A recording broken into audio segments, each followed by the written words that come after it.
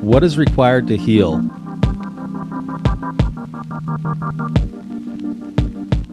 Welcome to the Therapy Brothers podcast. I'm Brannon. I'm Tyler. We're brothers, We're therapists. and we know recovery. Bring your stories, your questions, your successes with real recovery.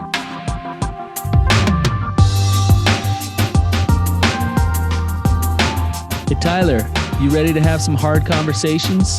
Let's do it. Let the Therapy Brothers podcast begin. Man, Tyler, you said that question deep. Just like with authority, huh? Well, yeah, you sound like a radio guy. Like, what is required to heal? It's because I'm sick, so my voice changed. I like it. You know, that for our listeners, just so you know, that was Tyler. What is required to heal? You might have a second career coming up. I've never really I'm like most people. I've never really liked the sound of my own voice, so it's already vulnerable to do this thing. And then when I'm sick, it sounds even worse. I want you to do a full episode one day in radio voice. Yeah. Well, Tyler, we have somebody on today that I think is a great person to have this discussion with about what is required to heal. So we have Christy Reeves on with us, and she has both her own personal story of healing, and she also helps others as a coach with their healing and just thriving in life. So she has her podcast called Do the Work. Go check it out. It's awesome. She has amazing guests on her podcast and talks about all kinds of topics that just help you thrive in life. So, Christy, welcome to the show. Thank you, Brannon. Glad to be here. Yeah, one thing I wanted to ask you about is you have come to our Radiant Dawn conference, and as a participant, and you had a unique experience, I would say, Several with four wheeling in my minivan at the conference. There's lots of healing happening that day. Yeah, but I was just wondering if you could give your 2 cents, just a little bit about what that was for you and what that was like for you. Yeah, I'd love to. I was thinking about when you invited me to come on today, I was thinking about attending that conference. And I had just had, when I was younger, I was diagnosed with lupus and was on different medications that caused me to get skin cancer a lot. And so I had just done a treatment where I put all this stuff on my face, and then it literally like pulls the cancer to the surface, and then it like peels off. I was remembering.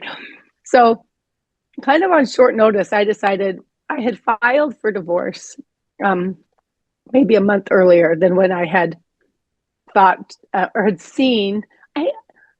I actually knew about you, Brannon, from the Betrayed, the Addicted, and the Expert. And I think it must have been on that podcast that you had announced that. And anyway, so I didn't organize my life well enough to think I don't want to be going down to this conference, but so I drive down there.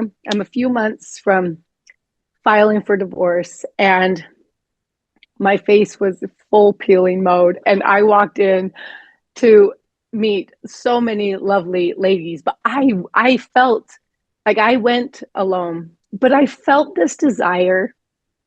I don't know, there's something in me that has always been, I want to move through this. I don't ever want to get stuck.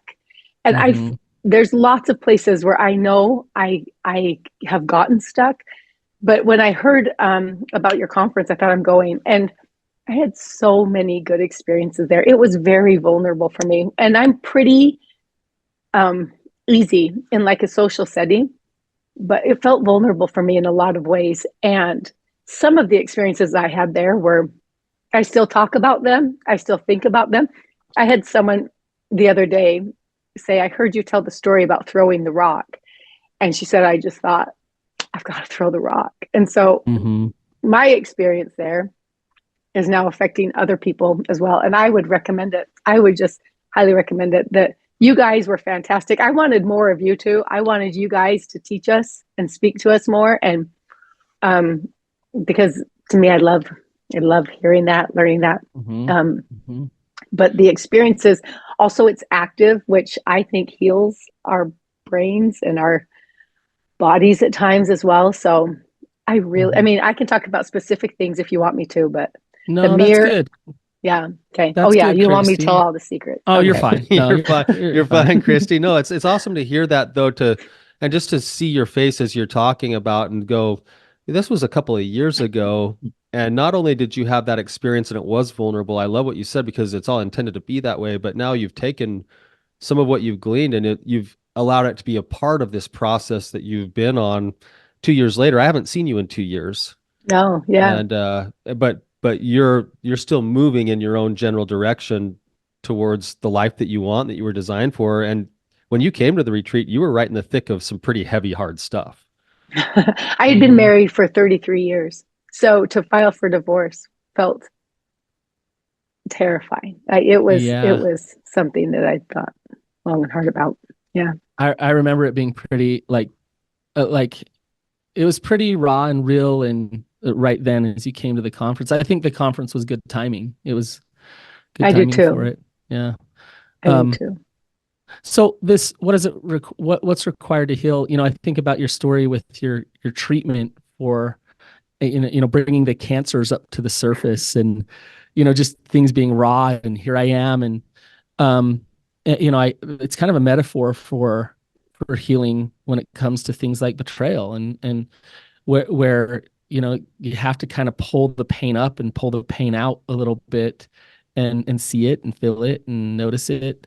Um, if you could just give us a little bit of that story, Christy, and I know you're in your process of healing still, that you're still on that journey and you will be forever. But if you could just tell us a little bit about that journey of healing for you. And it's been a couple years since you came to the retreat. The healing started long before that. Just kind of tell us some of the things that have been really important for you.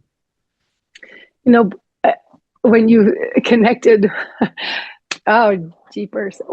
I'm good at feeling. I just want to give you a heads up. I'm a feeler, but when you connected that treatment for pulling cancer to my face, and that was one of many, many times that I've had that physical experience where there's something in me that will hurt me if I don't get it out. If I just ignore it and keep moving through my life, acting like it's not there, Mm-hmm. it will eventually, if I let it stay there long enough. And when you just connected that, I have never connected that, but physically, so many times I have consciously put myself in an uncomfortable space so that I can get an outcome that gives me a greater ability to live my life to the fullest. And that is, to me, emotionally. And the beautiful thing about it is you can see it. Like you can see my face. I'm sure you guys remember my face just it does not look good. It comes up, it's all dark and spotted and then it gets really tight and then it starts to peel. And emotionally, in so many ways, healing goes through that process over and over again. I just had an experience with my daughter this last weekend where something was brought to the surface. And I don't usually like the bring to the surface part. Like I want to push against it. I want to say, no, I don't want that. But the beauty that comes when I'm willing to humble. So I would say first and foremost, humility is required to heal. It's this willingness to look inside myself and say, what is going on inside of me that I responded this way to this person that I love and care about? And so anyway, it came to the surface, we addressed it, but that over and over and over again, if I don't let the pain come to the surface, it's going to change. Literally, my brain is already changed in a lot of ways, but it's going to change me in a lot of ways. Yep. I love that idea of it being a cyclical that, so many people, including me, we want things to be linear. I go through this thing and then I get better and then my life is perfect. And it's more of like it's a cyclical spiral up. If we allow things to surface and then make peace with them, then we grow, we gain a new superpower, but then we just get ourselves ready for the next iteration of something else surfacing again. And embracing that as part of life, I think, is extremely important. I love that you said I that. agree.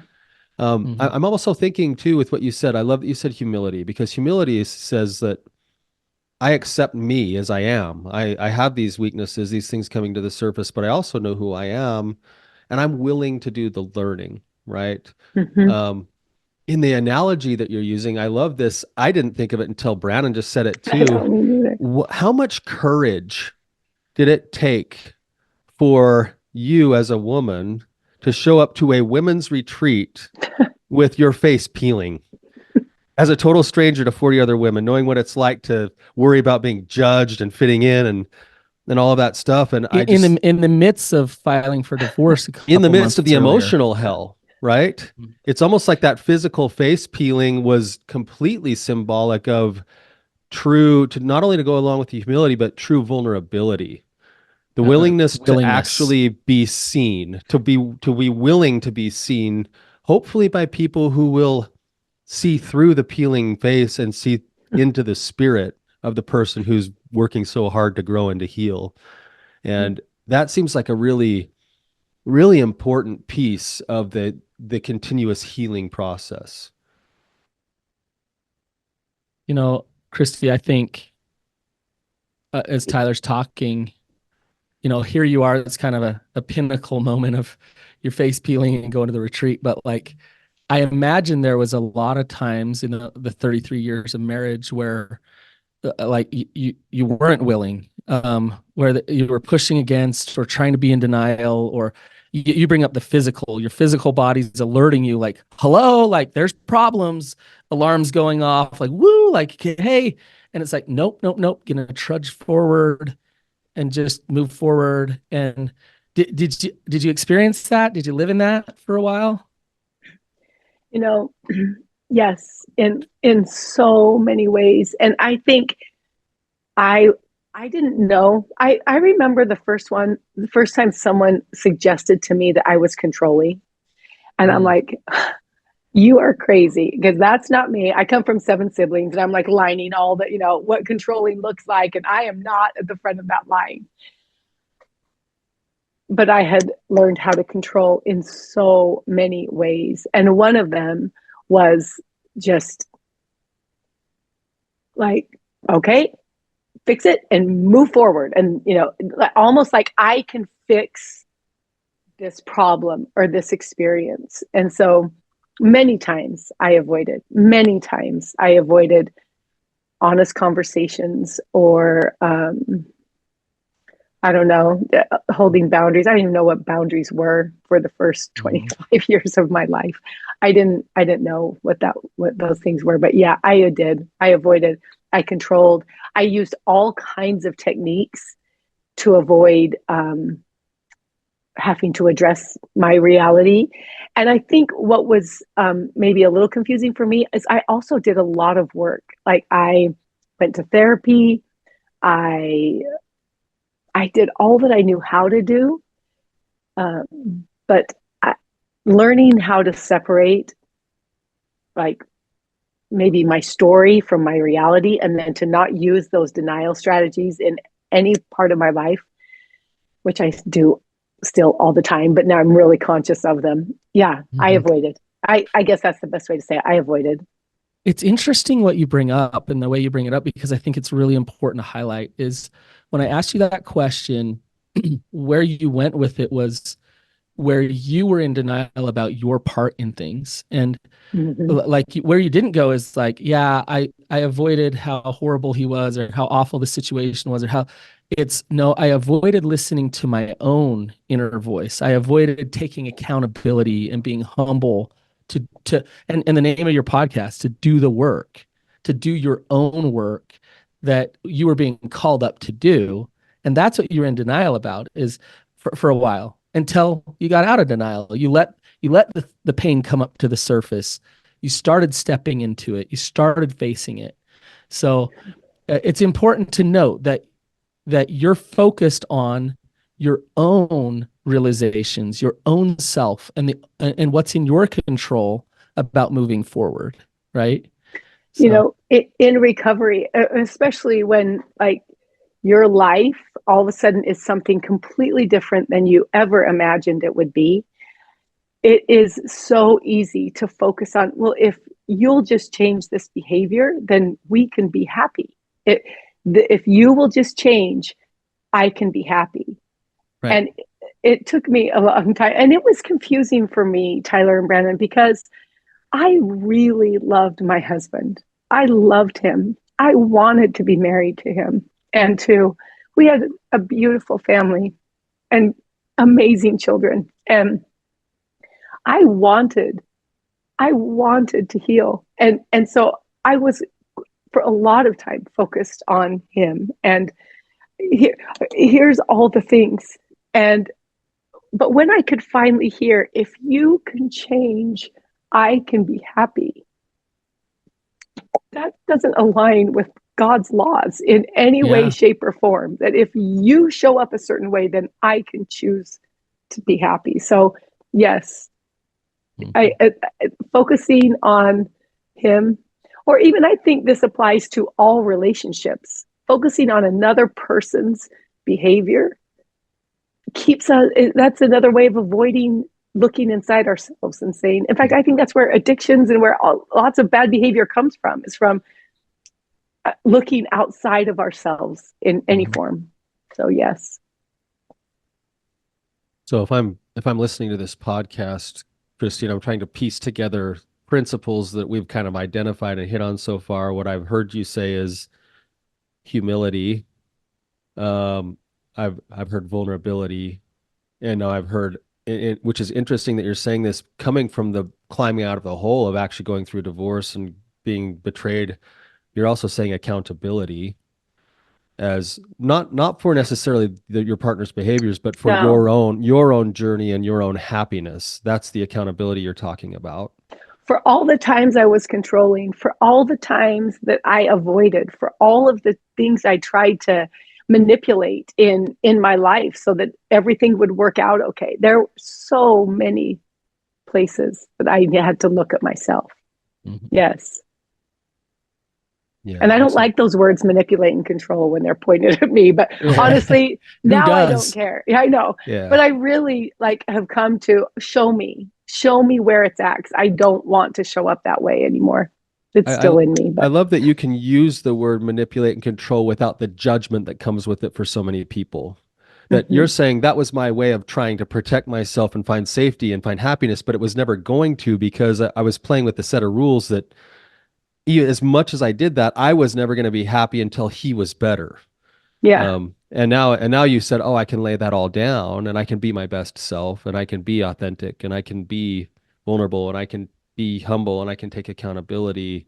And that starts to be the pathway into freedom and healing. Right. And I'm wondering if we were to keep going, if there's anything else off of the top of your head, or the question is, what is required to heal? And you're sharing so beautifully parts of your own journey and your own insights. Are there other principles there that seem to be pivotal for the process of healing that you're describing? Yes. And I think there's layers inside of the vulnerability, honesty, humility, and honesty is a huge, huge piece for me.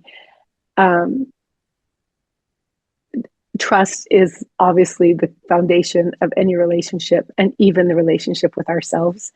And until I was willing to get honest with myself, you mentioned, I think, Tyler, earlier, and I want to say this accurately, but I stopped learning to trust the intuition that was God given to me. That's not good. We are born with this incredible gift of intuition. And when I wasn't willing to be honest about certain things, or humble or vulnerable, and that shows up a lot of times in avoiding conflict, or in just hoping everything looks great. By the way, I keep giving a thumbs up on the Zoom call because I I use know. my hands when I talk. Okay, I'm sitting on my hands now, but I might not be able to speak as well. Anyway, that was learning, and I am still, what I didn't know was how affected I'll say it, how affected I was in so many ways. I could not even see it until I'm trying to live a life outside of my marriage. How quickly I am to not trust people, how fast I go to, is that really what the reality is? I mean, I Marco Polo'd my friend the other day and said, I'm writing a book. And the title is going to be Alimony Doesn't Pay for All of the Debt. Because all of the emotional, there is no one that can cover that but the Savior, and the humility that's required to go there. So yes, I would say deeper inside of humility and vulnerability is being willing to talk to people, being willing to share with someone, being willing to say, I had this experience, or really, I showed up this way. Can you help me see why? Whether it's a therapist, a good friend, a coach. I mean, there's a lot of ways to work through things, but I don't know. Did I answer your question? You Yeah, I did. think so. I have a question to follow up with that, and I think it could be helpful to kind of hear your process with this, because you're kind of saying, I was being asked to give up my God-given intuition.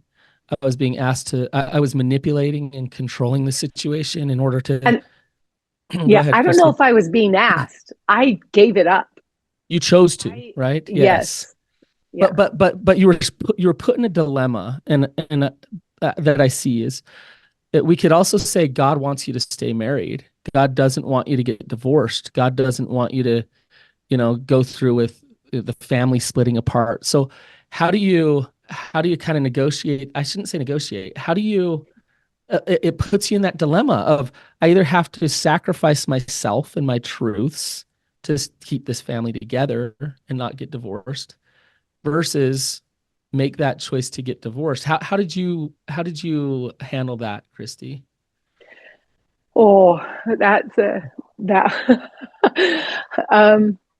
There's a lot of women, and I shouldn't say women, there's a lot of people in that scenario, right?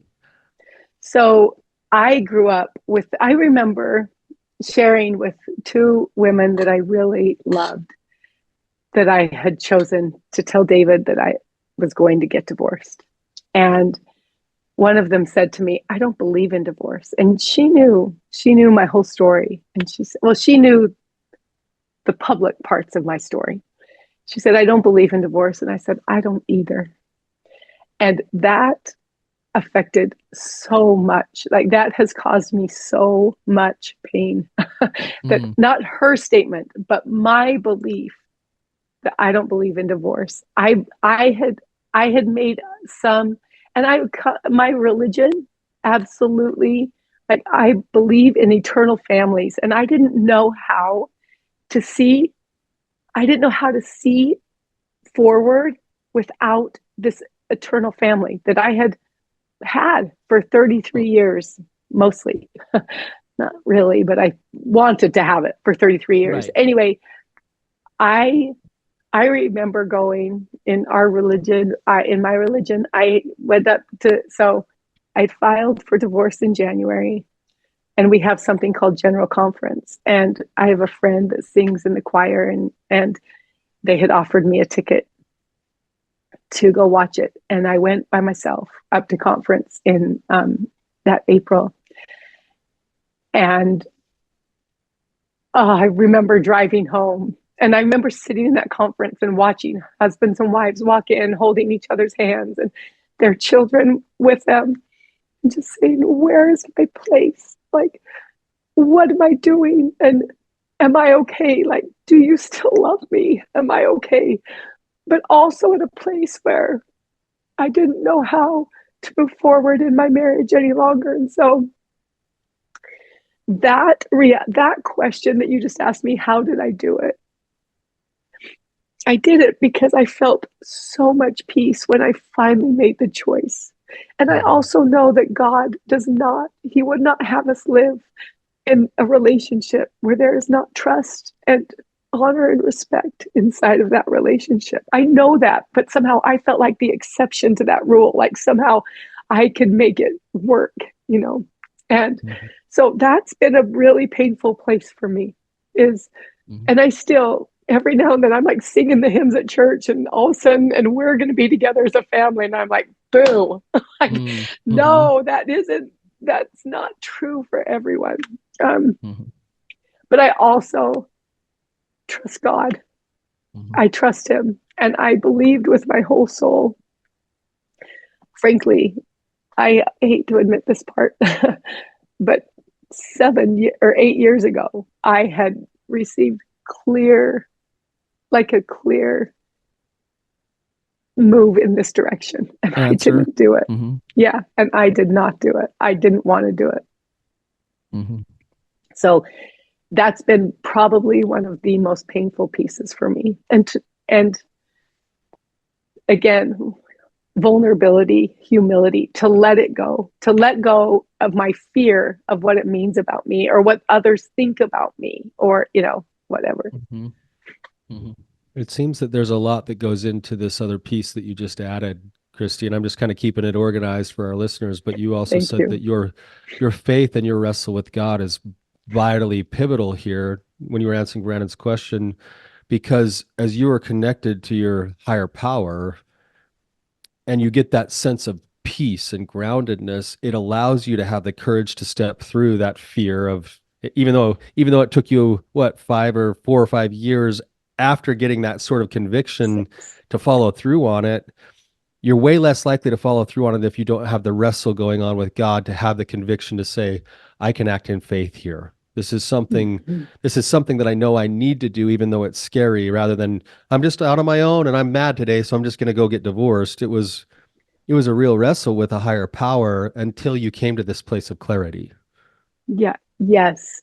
And I had to keep coming back to the place of clarity because my fear, again, I'm driving away from general conference. What do I belong here? And then the stories and all the things that come from that, I had to keep coming back to the clarity again and again and again, because our human selves, my fear, my pain, whatever it is, I kept attaching stories to what it means about me if I'm divorced or what, yeah. You use the word clarity. You've also used the word peace. And I think your answer is so profound because it's happening in real time here, Christy. I hear you saying, I felt peace about moving forward in that direction while you're in a lot of pain. And so it's like, I think a lot of times we expect God to come down and be like, let me take all the pain away so you know exactly what direction to go in. And that's usually not how it works. This is going to be painful, but I love you. I'm here for you. You'll feel peace as you step into this. And this is hard. And I can feel your pain today still, Christy. You're still in that pain, right? A lot of work. Yeah. No, that's okay though. That's where you're at, right? Yeah. But if you're able to continue to move forward, continue to be honest with yourself, not like that 6 years ago and you're like, nope, gonna deny that, don't want to look at that, right? But to listen, to feel that clarity, to feel that peace, to step into that pain. Who knows where you're gonna end up? I don't know. I wish I could tell you, Christy. I don't know exactly. I don't know either. But you're gonna end up right where you should, right where you're supposed to. Right? You know what I can tell you is when I filed for divorce, I could not see. It was black in front of me. And I know that probably sounds silly, but I had this vision since I met my husband when I was 14, and my brain formed right on him, right with him. And so when I filed for divorce and he moved out, it felt really dark in front. Like I couldn't see anything in front of me. I remember, some of the most, I'll tell you this, I was at church, and there was a couple. They were probably in their mid 60s, maybe early 70s, and they were having family dinner. And her husband stood up and he said, someone's like, "Dad, are you okay?" And he goes, "I don't feel good." And he died. He fell down and died. Oh, wow. And she was at church a couple of weeks later. And I was just talking to her and I said, "How are you doing? I'm so sorry." And she said, "It's terrible. It's so hard." And then she said, "Christy, where's your husband? I haven't seen him for a while." And I said, "Oh, Nancy, we're getting divorced." And she grabbed my arm and she said, "That must feel like death too." And I said, "That's exactly what it feels like." It's a death, but we don't treat it the same. And I want to say this to every person that listens to your podcast who's going through this. That just because others don't see it as such a big loss. And maybe I know some people are like, "Yeehaw, I'm out of that marriage." Like, I know that this isn't everybody's experience, but it is a huge loss in so many ways. It's a loss of dreams and expectations and so much. So yes, it's hard. It's beautiful. And I'm hearing this and I'm thinking, principally speaking, there might be people listening to this right now who are getting the peace to stay in a relationship, even though they're going, "I don't know if I can hold on much longer." And it's like they're almost faced with the courage to stay, and they're going to be offered learning and growth and whatever else comes that way too. And it'll still be painful, and there will still be loss, and there still will be sacrifice. It's almost like we have to agree that what's required to heal is that there will be pain. Right? Like you can't avoid the pain regardless, but what you can do is work towards having groundedness and peace so that you can make the choices towards the pain that's going to go from being a pain of suffering to a pain of transformation and growth. Yes, 100 times yes. It was well before I had decided to file for divorce, but I adopted this phrase that pain is a feeling I'm willing to feel. And I didn't have access to that. I had lived much of my life trying to avoid pain. In fact, I remember back in 2002 when I had found out some really painful information. And I was in my closet on my knees yelling at God, you promised if I did this and this and this and this, that I would not have these experiences." Lovingly, he taught me over time. He never promised that I would not have pain ever. That was the story I had made up in my head. What he promised is that he would help me through it, that I could heal from it, that I do not have to be a victim to any of my life experiences. But the story I had told myself is I shouldn't have pain. And the truth that I know without a doubt is the pain actually helps to move me through the process. So yes, Tyler. That's beautiful.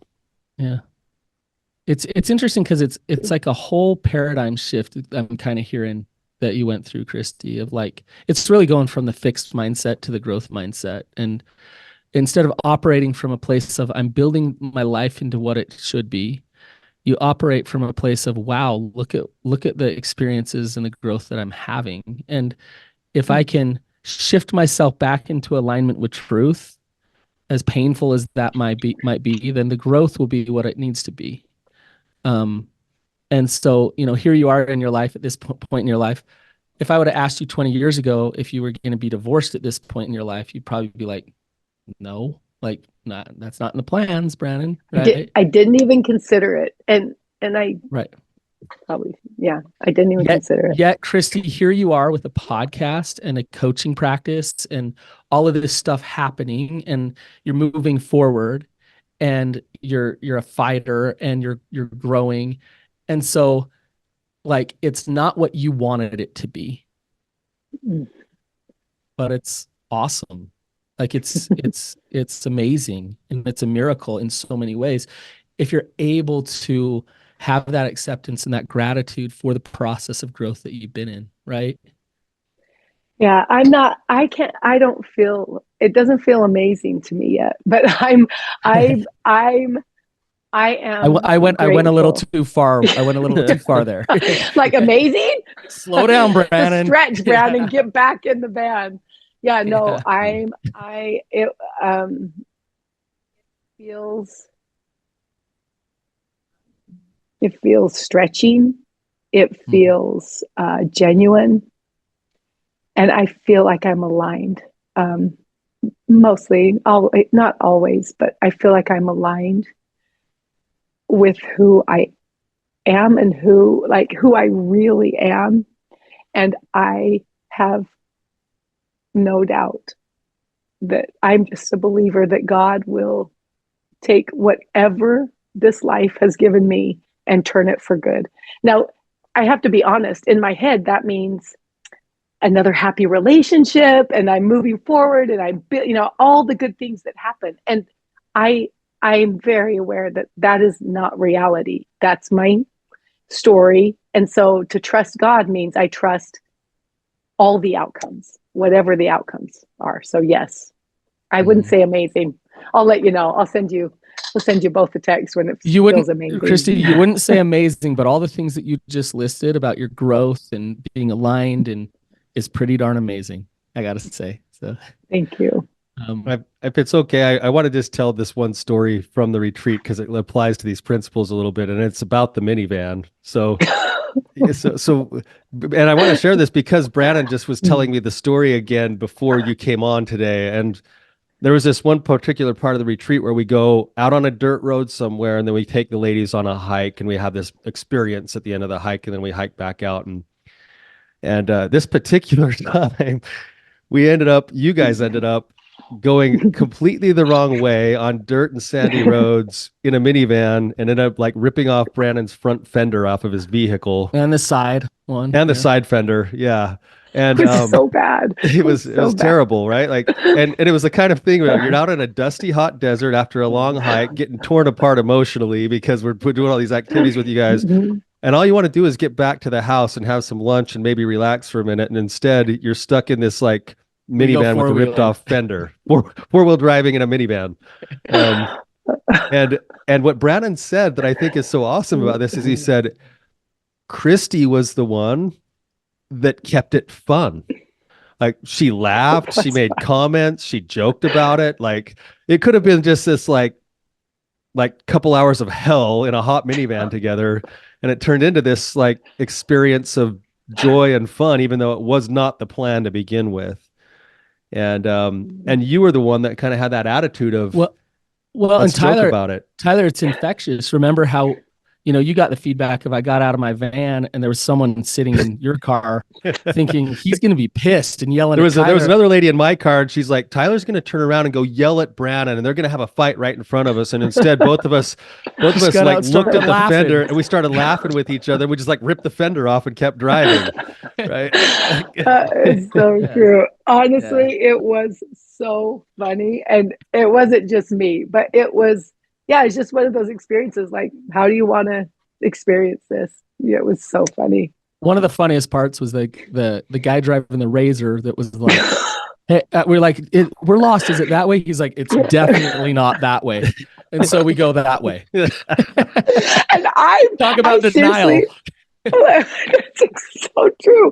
Yeah, I think we were like saying, no, it looks like it's that way. He probably doesn't know. Yeah, he doesn't know. Yeah, we'll ask him. But we're not going to follow this expert's advice. The guy in the Razor. What we're doing. I know. Yeah. How often do we do that in our lives? I mean, so often. So. Well, Kristi, I just want to say thank you for just hearing your experience and you being vulnerable and talking about your what you've been through. It's going to be so helpful for other people, especially the ones that are in the thick of it. They know that they're not feeling that peace. They're not feeling that clarity. They don't want to face that pain. To hear it from you and to see you going through this process is so helpful. So I just really appreciate you coming on today. Thank you, Brannon. Yeah, Christy, if you wouldn't mind, maybe just one more question. There's a lot of people listening to this who are at different phases of their own journey. I mean, our podcast, what we do is recovery stuff. So there's a lot of people who are sitting in that space of betrayal and trying to figure out how to overcome their healing. Maybe not the tips or the principles, but more so the feeling of what would you say to somebody who's kind of in that dark place that you talked about? What words would you have for them? I would say you've got this. Like, you're not going to stay. It will not be that dark for long, forever. And if it keeps staying dark, then maybe evaluate the choices that you're making. You mentioned, Tyler, that someone might be receiving revelation to stay and to work. And I am the hugest believer that if two people are willing to do their work, deep work, not just checking the boxes of what recovery, because there's all kinds of lists for recovery, but the deep work underneath the list, I just believe with my whole soul that you can heal. I believe it. And so I would say you've got this, whichever way you're going. I'd also say I'm on your team. Like, I just believe with my whole soul that if we have people that trust and believe in us and will support us and actually will let us feel all the emotions. I have the greatest friends and family that I can be mad and ticked and sobbing and all the different emotions, and it's okay. Like, no one wants me to, well, my closest ones that I talk with, they don't need me to feel something different. They'll let me feel it so I can heal and move through. They trust that I'm going to move through. And so, yeah, I just say you've got this, and there are brighter days ahead. I remember someone saying that to me when shortly after I'd gotten divorced, and this person, they didn't have a crystal ball. They were just a sweet neighbor. I don't have language. Like, there are, because I couldn't see it. So there are brighter days ahead. You've got this, and find support. And ultimately, I believe Jesus Christ is the ultimate counselor. He is the healer.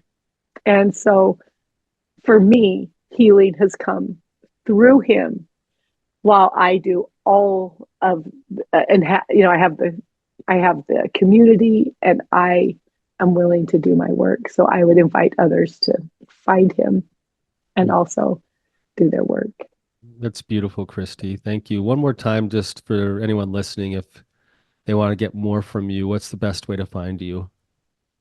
So I am mostly on Instagram at Do the Work Podcast, or you can find me at coachchristy.life. That's my website. Awesome.